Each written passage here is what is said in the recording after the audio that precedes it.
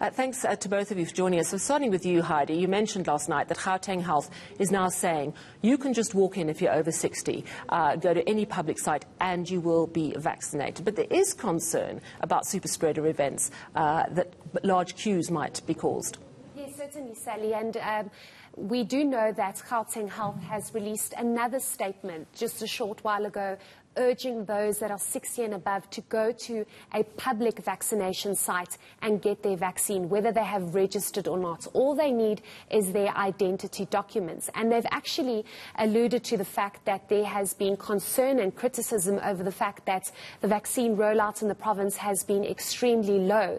We do know that the target nationally was 5.5 million by the end of June. There's about a week and a half left until that deadline could possibly be met, and it's very unlikely that we'll vaccinate about 3 million to 4 million people in a week and a half. So what we're seeing here is Gauteng Health saying if you are eligible and you fall under the category of 60 and above for phase 2, you should go to a vaccination site immediately. And it also speaks to the fact, Sally, that you're probably seeing a lot of elderly and senior citizens very confused and unaware of how to actually register on the electronic vaccination data system, a concern that was raised from the very beginning. How do you get those that are elderly to actually register on an electronic vaccination data system when they probably don't even have a smartphone? So we got a sense from vaccination sites today, which we'll probably speak about later, and they are saying that they welcome this because they've actually seen a drop in how many people are getting to the vaccination sites,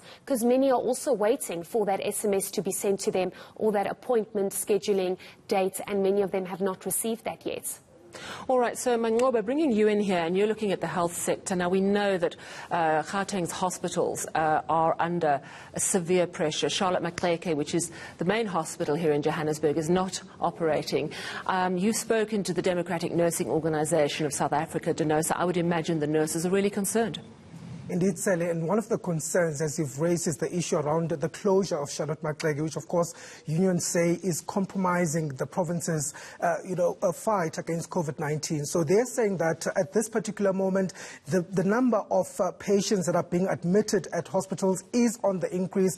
But what is more concerning is the fact that it seems as if that the bed capacity at some of these hospitals is running out, and the hospitals themselves are seemingly not coping with the number of patients that are being admitted to these particular facilities. But more than anything, Sally, they are quite concerned at the fact that the healthcare workers themselves are taking strain due to the high number or volumes of patients that are coming into these hospitals, and the fact that the issues of shortage of staff are also still continue to be some of the problems that are facing some of these nurses. The nurses themselves are overstretched, and they're saying that they are simply not coping with the third wave. But the biggest concern so far is the fact that there doesn't appear to be a plan when it comes to how the province plans to deal with this third wave of infections. They're saying that they have been asking for a particular plan as to how the province will handle this, but they're not getting that plan. It's not been forthcoming from the provincial authorities. So they're saying that, Sally, they actually believe that the situation could worsen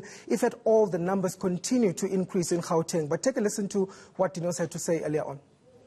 Definitely worried as DENOSA about the state of affairs at the moment, and this has made things even worse. The fact that Charlotte Maxeke is still closed, and we've seen an overburden even before the onset of the third wave, whereby Helen Joseph and Rahima Musa were struggling with the numbers of patients coming in. Now, with this onset of the third wave, things have gotten even worse, and now we're seeing a lot of people, particularly nurses, who are at the forefront of this, being affected and not being able to cope with the number of patients coming in. Yeah, the hospitals are a real concern. Heidi, I want to bring you in again. You mentioned that there aren't a lot of people necessarily at these vaccination sites. You've been around to a number of them today, and we know that, of course, new vaccination sites have been opening in Gauteng. Just give us an update. Yes, and I think the reason why we aren't seeing an influx of people at some of the big vaccination sites that were first opened up speaks to the fact that there are more vaccination sites in the province, and it's taking the strain off of vaccination sites that were initially established. But we were at about 3 vaccination sites today, 2 in Soweto and 1 in Alex, and we were expecting an influx of people. We were there from very early this morning, but we actually saw the complete opposite. We saw many people being assisted, the elderly being set in queues, and there were chairs that were provided for them.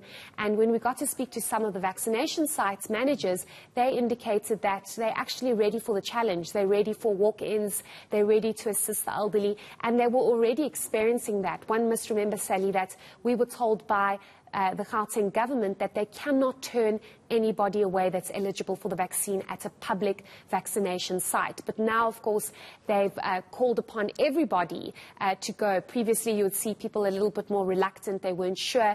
But there is concern. We're in the middle of a third wave. Gauteng has the highest numbers, and it's a huge concern getting the elderly and vulnerable out into these areas and vaccination sites.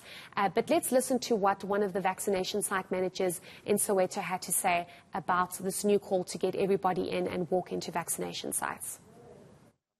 We are vaccinating 60 and above, so most of them are elderly. So we were anticipating that they would have problems with registration, you know. Now we have got data capturers. So what we do, if you are not registered, you are working, we put them in a special place where we allocate ±4 data capturers strictly for them to ensure that they are registered. So we do take in walk-ins, ±, we have got 50 per day of walk-ins. So far we don't have problems with them. Manqoba, on the hospital situation, you mentioned the nursing union is very concerned. What is the situation in hospitals? And I'm asking across private and public, because some of the stories I'm reading, it seems that the private hospitals are almost in more trouble than some of the public hospitals at this point. Indeed, Sally, the South African Medical Association saying that it is quite a dire situation. In fact, they're saying that many of the private hospitals are facing a situation where they are forced to now transfer some of the patients due to the high numbers that are arriving at this particular point. And of course, they are quite concerned given the fact that there has been a spike in Gauteng with 7,800 new cases being reported. And certainly when you look at the active cases in the province, those have also been up. They've gone up to 51,000, I do understand, at this particular point. So they're quite concerned at the fact that we could see a situation where many of the hospitals, especially private hospitals, are running out of beds due to the high volumes of people that are arriving in this particular hospitals. But in terms of the public hospitals, we do understand, Sally, that they're also taking quite a severe strain at this particular point.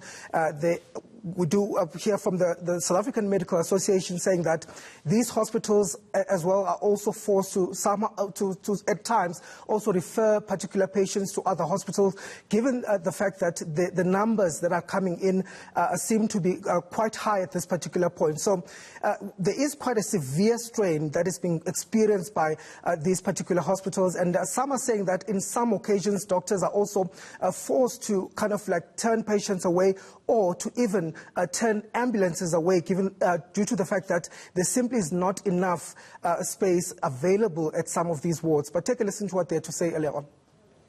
The bed capacity in the private sector, in ICU and high care, are very, very scarce. You will only get a bed if a patient either dies or are better enough to be moved from those wards to normal wards, which takes about 2 to 3 weeks before that will happen.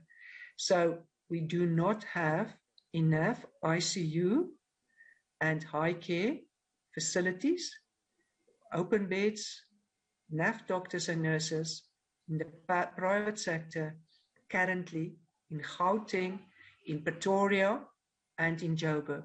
And the same will be, I'm quite sure, for the public sector.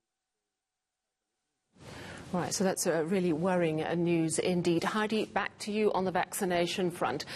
We heard today that the Johnson & Johnson vaccines for the teachers, that's arriving on Friday, so we are getting more stock in. Just give us any updates you have on new stock, when it's being released, and a little bit more about Chris Hani Baragwanath, which of course is a huge vaccination site at that hospital as well. Yes, indeed. So Gauteng Health has just announced that operating hours for Chris Hani will be extended to the weekends as well. There was massive concern that there weren't enough vaccinations taking place over the weekend. So that is some good news for those that want to go get their vaccines at Chris Hani, given the fact that they also do accept walk-ins now. That's going to be a big boost for the vaccines administered over the weekend. But what's also key here, Sally, is that we were told by the site manager that Johnson & Johnson will be arriving at Chris Hani by next week, Tuesday, which means they can start administering that vaccine by Tuesday already. And this is going to be a game changer for how many vaccines are administered at vaccination sites, those that are able to accommodate Johnson & Johnson and Pfizer. A big vaccination site like Chris Hani is, of course, going to be able to handle that because they have about 20 vaccinators on site, each being able to vaccinate about 40 people per hour. So this is a significant move. And Sally, just before we hear what the site manager said at Butter, we do know that the acting health minister, Mamaloko Kubayi-Ngubane, just released a notice to say she will be updating the country on the vaccine rollouts and plans moving forward tomorrow at 7:30. So that is going to be significant in terms of what new information is coming out, how many new vaccines we are going to get, and what the country plans on doing, given the fact that we are not going to meet that deadline of 5.5 million by the end of June. But let's listen to Chris Hani's site manager on vaccines at that particular vaccination site. People do come in the morning, especially we have long queues, but as the day goes by, people are just decreasing and decreasing. So today we saw about 576 till up to now.